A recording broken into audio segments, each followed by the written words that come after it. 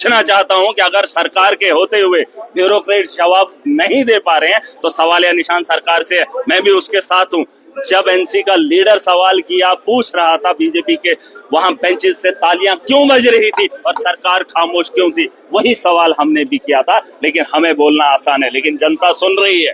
जो धांधलियां सरकार के अंदर हो रही है, मैं चाहता हूं सरकार के लोग अगर सरकार से सवाल पूछ रहे हैं, महराज जीत रहा है, यहाँ इस हाउस के अंदर झूठ में बिकने नहीं दूंगा। झूठ की आवाज को बुलंद होते हुए देख नहीं सकता हूं और सच की आवाज को बुलंद करने का काम महराज करेगा, पूरी ताकत से करेगा। मैं जनता का एजेंट हूं, जनता के लिए हूं। आप भी तय कर लेना, लोगों को पूछो कि मैं किसका एजेंट हूं। मैं लोगों के लिए हूं, मैं मुझे इन लोगों ने नहीं बनाया। मुझे जिन लोगों ने चुना है, जिस मकसद के लिए भेजा है, उस मकसद के लिए महराज लड़ेगा। और अगर आपको भी कहीं लगेगा कि मुझे कहीं कमी होगी, आप भी मुझे बता सकते हैं, क्योंकि आप पब्लिक में से हैं।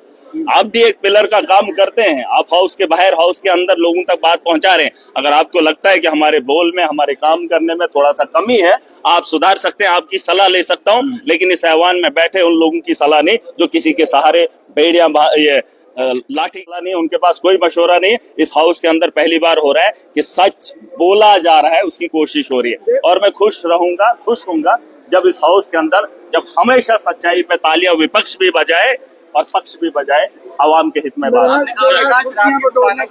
सुर्खियां नहीं, अरे सुर्खियां ये तो इनको भी बोल दो बटोर लें, इनको भी बोल दें बटोर लें। जब ये चुनाव के वक्त जाते हैं तब तो हल्ला गुल्ला करते हैं, तब तो एक एक इनका नेता आ जाता है, फलाना मंत्री। अरे आज मौका मिला, आज उनके लिए बात करो ना, उसी जनता के लिए जिस जनता से तुम वोट की भीख मांगते हो। मैं वोट की भीख नहीं मांगूंगा, 5 साल आवाम की लड़ाई लड़ूंगा। फिर जब फिर से चुनाव जम्मू कश्मीर के अंदर आएंगे तो लोग अपना फैसला खुद करेंगे, अपना पैसा खुद लगाएंगे, अपना वजूद खुद सौंपेंगे। मुझे भीख मांगने की जरूरत ना पड़े। ये भिखारी हैं, 5 साल अय्याशी करेंगे, बस 4 साल के बाद जाएंगे, हमारा अब लीडर आया, अब हमें दे दो, हम अब करेंगे। मैं भीख नहीं मांगूंगा, ना मैंने वोटों की भीख मांगी है, ना आगे मांगूंगा।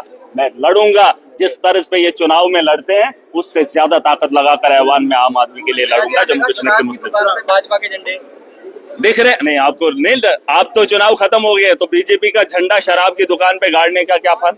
बताओ, आप मुझे बताओ। जब चुनाव खत्म है तो बीजेपी का झंडा गाड़ने की क्या जरूरत? क्योंकि टैक्स वाला कोई ना आए, पुलिस वाला ना पूछे, है ना, पूछताछ ना हो, तो बीजेपी का ठप्पा लगा लो, बस फिर कोई नहीं पूछेगा। एक तो एमएलए ने बाजू ही गाड़ दी है भाजपा के चुनाव चिन्ह से। देखिए, ये चीजें आपको समझनी पड़ेगी। क्या नाम है? नहीं, नाम नहीं, अब देख लेना, ढूंढ लो। मतलब आपको ये दिखेगा, जहां जहां भाजपा से किसी को डराना है, या तो घर के सामने गाड़ दो। आज तो उन्होंने कहा कि बीपीएल के राशन कार्ड ही उनके घरों पे चिपका दो। मतलब पॉलिसी है इनके पास कि बीजेपी का झंडा लगा लो, दूर से दिखेगा बीजेपी का, है ना। तो ये चीजें नहीं होनी। कार्रवाई नहीं होगी? नहीं, कार्रवाई मत करे, हम कार्रवाई नहीं चाहेंगे, इनको नंगा करेंगे, खुद शर्मिंदा हो जाएंगे। खुद का नाम ले लो तो कुछ भी कर सकते हो, इसका मतलब ये है। क्या बीजेपी का नाम? हाँ, नहीं, अब झंडा लगाने का क्या फन है? नहीं, क्या नहीं, मैं वही कह रहा हूँ। ये पूछ लीजिए, अब 5 महीने चुनाव खत्म हुए हैं, अब फिर झंडा वैसे का वैसा गाड़ा रहे, झंडा उनका ऊंचा रहे और उनकी दुकान चले। टेलीविजन देखिए, प्रोटेस्ट अगर कर रहे हैं, सरकार इसकी जिम्मेदार है, बात कर लेनी चाहिए। उमर साहब को उठना चाहिए। मैंने कहा बीजेपी वालों को ज्यादा तकलीफ हुई, आज उन्होंने बात रखी डेली विजर्स को लेकर, रखी ना।